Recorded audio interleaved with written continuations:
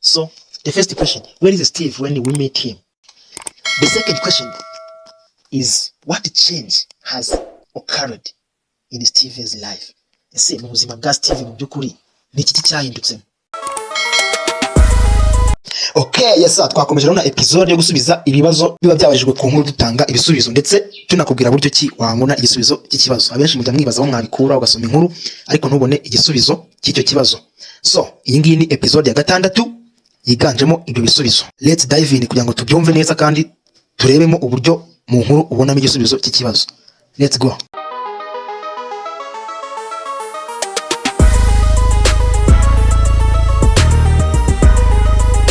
So, the first question, where is Steve when we meet him? Eko kubaza ngo, ese Steve abari he? Duhura nawe.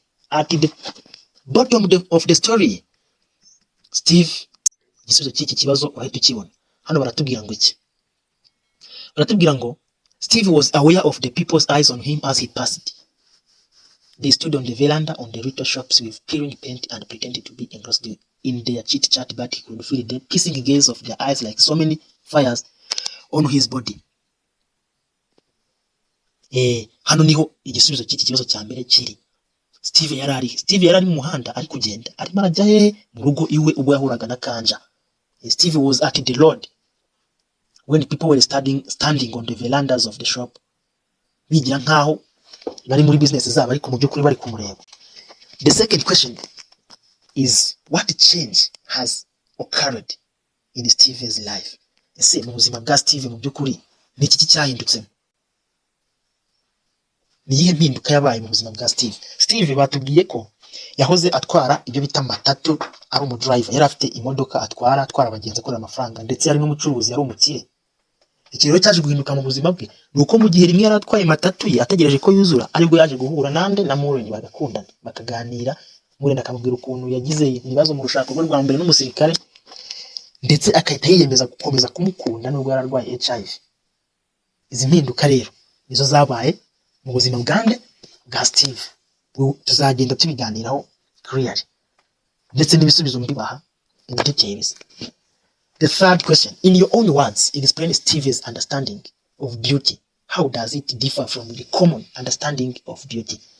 Iki kibazo twakigarutseho cyane mu nkuru. Mu magambo yawe sobanura uko Steve yumva ubwiza Steve abwumva ati. Ese bitandukaniye he n'ukuntu abantu basanzwe bumva ubwiza? Okay, dusubire mu nkuru gato cyane. Dusubire mu nkuru handi Steve abaza Kanja ngo, what is beauty? Ubwiza ni iki? Aho hantu iki kibazo twakigarutseho cyane aho Steve asobanurira Kanja ibyo abona ku bwiza. Hano aramubaza ngo, beauty is the promise of happiness. Ati buri ubwiza ni isezerano ry'ibyishimo. Akomeza agira ngo, I used to think so too, but what is beauty? Ubwiza ni iki? I just a good figure. But ask again, what is beauty? Hano amubwira ko ubwiza ni igisobanuro cy'ibyishimo cyangwa se ni promise, isezerano ry'ibyishimo umuntu aguha. Atari ukugendera ngo umuntu ni mwiza afite figure nziza. Just the happiness that you get from that particular person. That is the meaning of beauty. Yeah, the fourth question, what is Steve's attitudes towards those spreading rumors about his condition? Arabwira ngo ese Steve abona ate uko gukwirakwira kw'ibihuha ku buzima bwe, ubuzima abayemo, iryo kwirakwirwa ry'ibihuha we abibona ate? Hari ahantu batubwira ngo hahandi agiye gutekera Muren ibyo kurya aravuga ngo, let people speak for they have mouth to speak. Tibariki abo bavuga uko bafite umunwa wo kuvuga, and God forgive them for they don't know what they do. Kandi Imana ubababarire kuko batazi ibyo bakora. Attitudes za Steve rero ku byo abantu bamuvugaho mu mibereho ye, we yumva ko muri iyi si ariko bimeze. People just have to talk. Abantu bagomba kuvuga na uwanze kuvuga yaheze mu nda ya nyina. So let them speak everything that they want to speak. Why does Steve consider Kanja a great coward?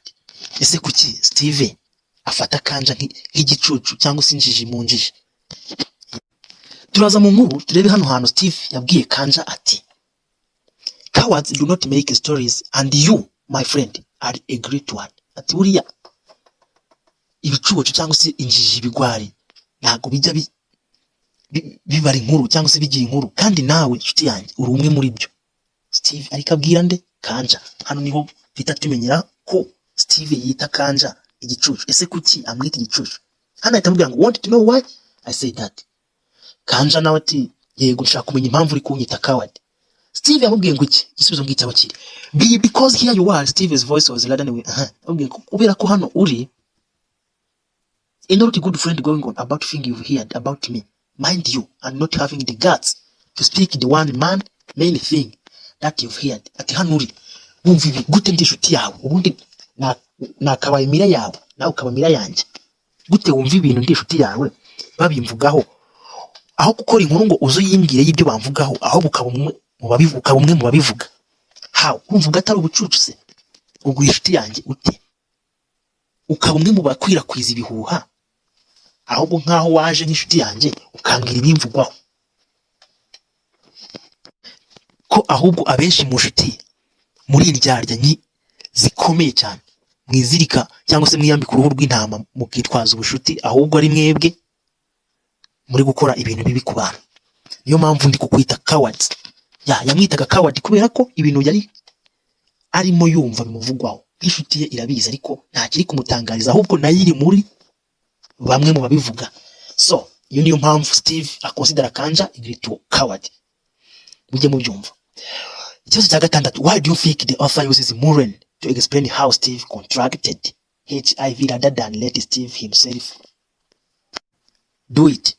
So iki nacyo kikubaza ngo uratekereza ari iyi mpamvu umwanditsi yakoresheje Muren asobanura ukuntu Steve yanduye sida kurusha uko Steve ubwe yabyikorera cyangwa se yabyivugira.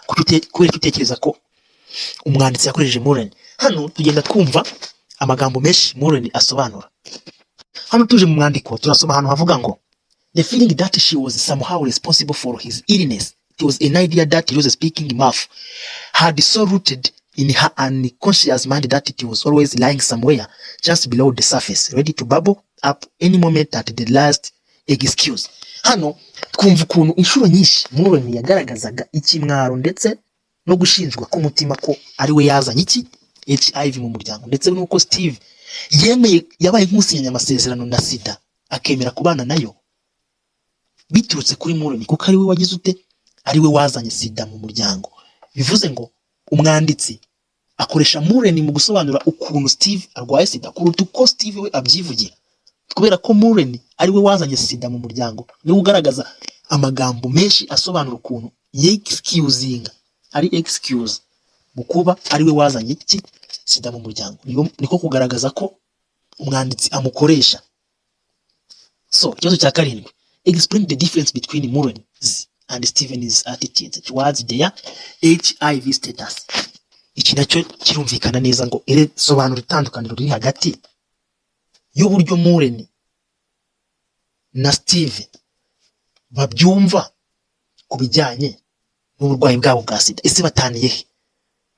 Uburwayi bafite bwa sida, ibitekerezo babifiteho bitaniye he? Hano naho birumvikana neza. Turajya mu nkuru turebemo evidence, tuzajya tureba evidence mu nkuru zidufasha gusubiza icyo kibazo neza.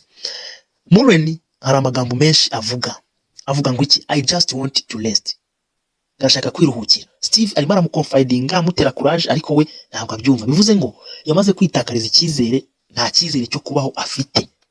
Hari ibintu bibiri, ikintu cya mbere bita optimistic, ikindi bakacyita pessimistic.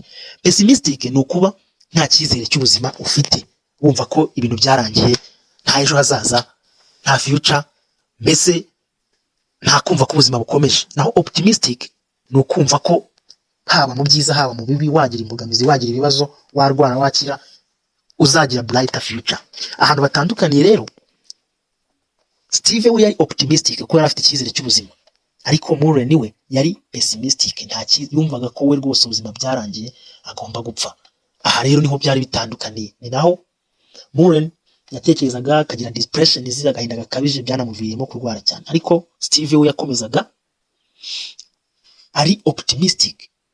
Hari ahantu yamubwiye ati, ibuke ahantu amubwira ngo you would have been a preacher. Ati yuza kuba iki umubwiriza. Yamubwiraga amagambo meza mukonfidinga ndetse amubuza amagambo mabi yose avuga. Hano yaramubwiye ngo I have told you many times that you should banish thought of death from your mind. Ati nakubujije inshuro nyinshi rwose kwikuramo ibitekerezo by'urupfu, ibyo bitekerezo by'ibyikuramo. Ariko Mureni bakavuga ngo ndi umugore, urabizi yimwe ndabyemera, ubundi umubiri ukagira imbaraga nke. So aho niho batandukaniye. Akamubwira ngo you insert yourself, you insert all womanhood. Uri kwituka, uri gutuka abamama bose. Mureni agakomeza ati on the earth do you mean the mind is willing but the spirit is weak. Mureni agakomeza mwumvisha ukuntu nta cyizere afite. Hanyuma Steve nawe agakomeza mutera courage. Aho ngaho niho bagize bate batandukaniye. Okay, twagiye ku kibazo cya 8. Kirabaza ngo iki? Does Mureni die because she is infected with HIV? If not, what do you think kills her? Bari kukubaza ngo ese Mureni apfa kubera ko arwaye sida? Niba atari yo mpamvu, uratekereza ari iki cyamwishe? Hano haba hari ibisubizo byinshi. Iki kibazo kiba kiri open. Icyo mvuga ntago ari cyo wavuga. Mbese kumva ibibazo byose hano bi open. Nta kibazo kiba kiri strict muri literature. So wowe utanga ID ukari developing. For instance, nkanjye iyo ngiye kubaha hano, icya mbere Mureni tubizi ko yapfuye yararwaye sida. Cyane kimwe yararwaye sida, ariko ntago ari yo exact reason yatumye apfa. Nababwiye ko tujya muri story tukareba muri story uko bimeze kugira ngo twumve kiriya kibazo tutanakibeshyaho, ariko twumve ikintu koko kijyanye n'icyo kibazo muri story. Hano bageze kwa muganga Steve na n'undi mugabo uriya Tom. Steve ngo yasobanuye ko ibintu byose bimeze. Steve explained what had happened, uko byagenze. She is HIV positive and of late she has refused to take her drugs. Hano muhumve Steve ngo yaravuze ngo aragwaye HIV Mureni, kandi hashize igihe yaranze kugira ate gufata imiti igabanya ubukana. Mwibuke ko yanze no kurya, ndetse yarafite depression, agahinda gakabije, ndetse n'icyitwa pneumonia umusonga, kandi kaba ari indwara rwose kugira ngo ube wakira ari amahirwe. So urumva rero ko hano iki kibazo cya 8 ukuntu wagisubiza, ntabwo Mureni apfa kubera ko arwaye sida gusa, kubera ko turabizi ko abantu barwaye sida bariho. If not, niba atari byo rero dusobanura impamvu atari byo. Nuko Steve agisobanura ko yari arwaye kandi akaba yaramaze igihe kinini adafata drugs. Iyo niyo mpamvu yamwishe. Agahinda gakabije, depression izo ukuntu abantu bamufataga kandi yanze kunywa umuti bamuhaye.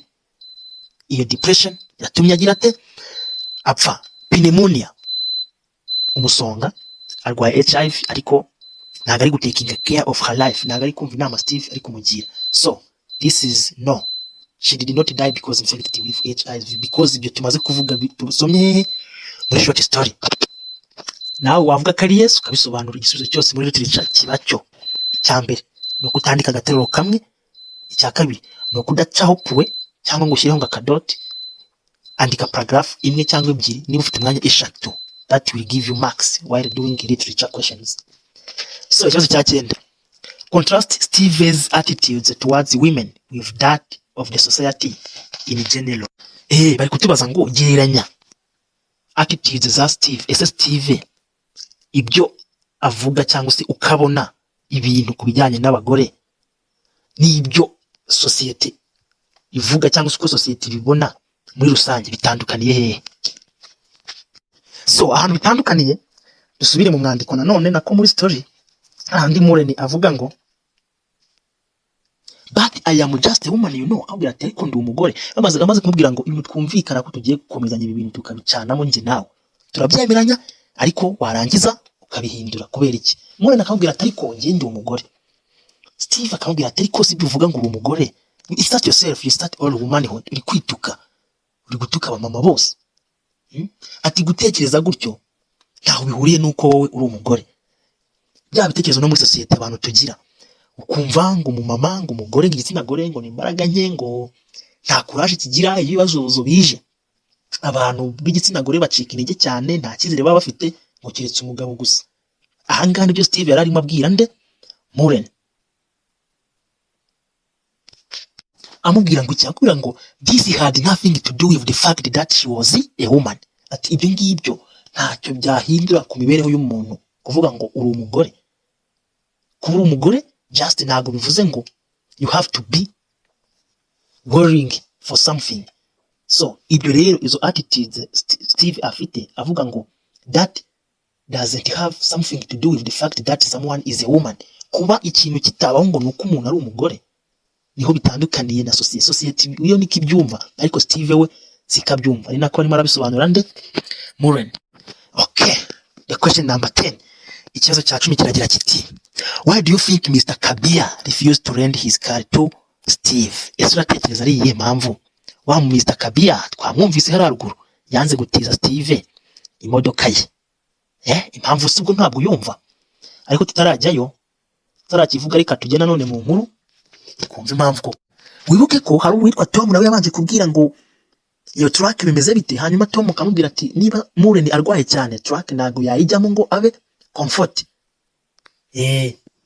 Ahangaha rero urumvikana niko Tom yaje avuga. Iyi truck ya Mr. Kabia Steve yashakaga ko ayimutiza ngo abari yatwaramo nde, abari yatwaramo Muren, ariko Mr. Kabia we abwira Tom akigerayo ko iyo truck ngo idashobora kuba comfort ku murwayi nka Muren. Bisobanuye ngo ntago yashakaga ko Muren ajya he mu modoka ye arwaye sida. Urumva iyo stigma, urumva ko kunena, urumva ako kato.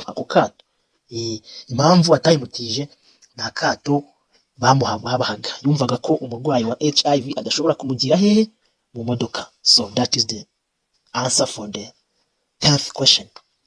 11, in note form, discuss how we should treat those infected with or affected by HIV and AIDS.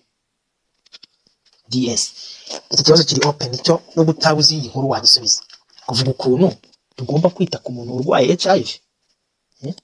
Iki ndumva tutagitindaho. 12, why do you think it is important to get tested for HIV? Iki nacyo naho gihuriye na story wakimenya. Uratekereza ari iyihe mpamvu ari ingenzi kujya kwipimisha kugira ngo urebe kuhagaze? Impamvu urazizi. 13, describe Tom's characteristics. Why do you think Tom seems the only one willing to assist Steve? Okay, noneho sobanura character za Tom. Kubera iki ukeka ko byibura we yemeye gufasha Steve? Okay, character ze Tom turabizi ko byibura we yajyanye na Steve kwa muganga, amufasha kujyana Muren kwa muganga. Hano turata tubyumva neza ko we byibura afite character za humanity, ari unstigmatizer, ntago afite akato, ntago ari guha akato bariya nka ba Mr. Kabia na bakanja. Bitandukanye na bakanja ba Joyce bakayanga, Mr. Kabia yanga gutiza imodoka mu Steve. So Tom we byibura hari ukuntu atandukanye nabo. Ndabona iki aricyo kibazo cya nyuma, ahubwo hari ibindi bibazo bitatu nabyo bya discussion question, ariko byo ni ibibazo byo mu buzima busanzwe, ntago ari ngombwa. Cyangwa tubaza ngo love is essential for those suffering from HIV and AIDS and other related illness. In light of the events in the story and even from your own experience, discuss this statement. Ubwira ngo buriya urukundo nibwo buhungiro bwonyine ku muntu urwaye iki sida ndetse n'izindi ndwara zifite aho zihuriye nayo. Ngo hanyuma ugendeye kuri iki kintu n'ukuntu wumvise inkuru, sobanura ibi bintu na experience ufite, usobanura ukuntu urukundo ari bwo buhungiro ku muntu urwaye byibura HIV. Hariya babivuze hejuru muri story, hari ahantu kumva ukuntu Steve yakunze Muren, rurakunda mugaragariza byibura muri abuhungiro Muren abona muri Steve. Iki nacyo kiri open. Icya kabiri ngo a person is only a person through another person. What does this mean in the context of a story? Iri jambo so bwa mbere muri short story ririmo ati umuntu abo umuntu binyuze mu wundi muntu. Bisobanura ahanga tuvuze mu ijambo rimwe, Muren yabaye Muren binyuze muri Steve na Steve binyuze muri Muren. Aho ngaho nawe ukurikije inkuru yumviswe, you have to answer it. Gatatu, one of the greatest challenge to HIV and AIDS is the issue of stigma. Ati buri ikibazo kimwe n'imbogamizi ya mbere ibaho kuri sida na kato, ni ikibazo cya kato. How does this affect Muren in the story? Ese kariya kato kamwangiza gate, kamugiraho izihe ngaruka? And what can we do? Se twakora iki byibura kugira ngo tugabanye kariya kato muri society dutuyemo? Ibaze nawe uri Muren aho uri renda nk'inshuti yawe mwigana ikaza kugusura, wayisavinga akarahure byibura itanakubwiye ko yahaze, cyangwa se buriya tuzi ko mu muco nyarwanda nubwo waba wari ingunguru, umuntu yaguhaye ikintu, you just take a little of something so as to show him that you are with him, you are empathy to take what she serves you. Umuntu yaguhaye ikintu akagisubirana uko wakimuhaye, nta na any amount of something wafasheho, ibyo bintu bigaragara nabi. Rero affect Muren bimugiraho.